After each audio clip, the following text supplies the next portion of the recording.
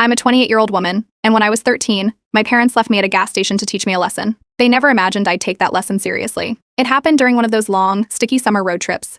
The van was packed, 2 siblings, a cooler full of melting sandwiches, my dad's country music playing just a little too loud. We were somewhere in the middle of nowhere, a stretch of cracked road framed by flat fields and heat shimmer. I asked for water, and my mom told me to run inside and grab a bottle. I hopped out, jogged into the gas station, found a cold bottle from the fridge, and walked to the counter with a couple of crumpled bills. I remember thinking I'd beat my siblings back to the van. I actually smiled. But when I stepped outside, the van was gone. At first, I waited on the curb. 5 minutes. Then 10. I walked around the side of the building, thinking maybe they pulled up to the air pump or went around the back. Nothing. I checked inside again. Still nothing. The cashier asked if I was okay. I told him my parents were probably just messing with me. I waited 30 minutes on that metal bench outside the door. Then an hour. The sun moved, shadows shifted, and the cars that came and went were never the right one. The cashier let me use the phone behind the counter. I dialed home. No answer. I tried my mom's cell, then my dad's. I left a voicemail. Another hour passed. The cashier called the local police. When the officers showed up, I gave them everything I could remember. Full names, our street address, what the van looked like, what everyone was wearing. One of the officers stayed with me while the other made a few calls. They offered me a juice from the mini fridge while I waited. 6 hours after I'd been left there, my parents pulled back into the lot. No speeding,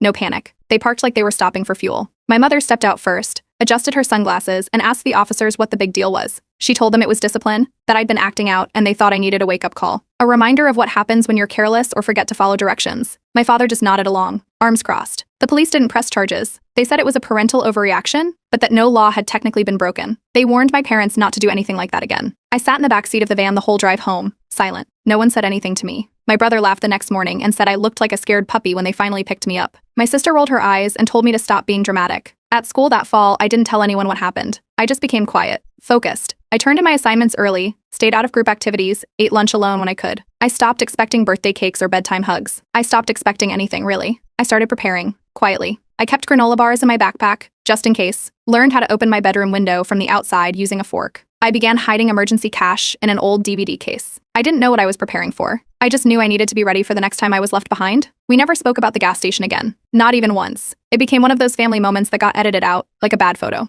Everyone moved on except me. I never really had a choice. When I turned 18, I applied to every out-of-state college I could afford the application fee for. I got into one 6 states away. I packed everything I owned into 2 suitcases and left the morning after graduation. No party. No photos. No one helped me load the cab. My mother was watering her plants when I left. My father didn't look up from the television. I moved into a dorm with strangers and never went back. Over the years, I built something for myself. It wasn't perfect, but it was mine. A job I earned without any referrals. An apartment I furnished one thrifted chair at a time. Friends who hugged hello and remembered my birthday. People who noticed when I was quiet and asked if I was okay. No one ever left me standing alone in a parking lot. I didn't cut my parents off completely.